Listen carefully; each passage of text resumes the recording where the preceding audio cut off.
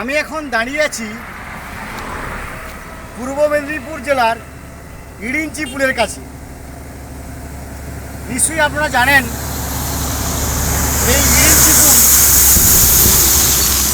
এটাকে অনেকে ভৌতিক পুলও বলে। অসংখ্য লোকের সঙ্গে আমি এমন দেখা করেছি যারা বলেন যে রাত্রিবেলা যাওয়ার সময় এই ইরিঞ্চি পুলে এমন কিছু ঘটনা দেখেছে যে ঘটনা স্বাভাবিক নয় বা এই পৃথিবীর নয়। অর্থাৎ এই ইরিঞ্চি পুল বা এখন নাম হচ্ছে ইরিঞ্চি ব্রিজ, কিন্তু আগে ছিল ইরিঞ্চি পুল। এটাকে অনেকে ভৌতিক ব্রিজ বলে। তো সেই ভৌতিক পুল হোক বা যাই হোক, আমার নেশা বটবৃক্ষের ফেরিওয়ালা আমি। আজকে এই ইরিঞ্চি পুলের এপাশে একটি বটগাছ লাগাবো, ইরিঞ্চি পুলের ওপাশে একটি বটগাছ লাগাবো।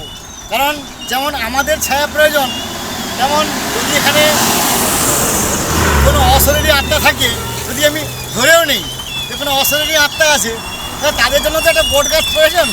তার জন্য মানুষ হোক কিংবা অশরীরী আত্মা হোক, আমি এই পাশে একটা বট গাছ লাগাবো, ওপাশে একটি বটবৃক্ষ লাগাবো। এই বটবৃক্ষ লাগানোর নেশা কোনোভাবেই জমাতে পারবো না। ধন্যবাদ।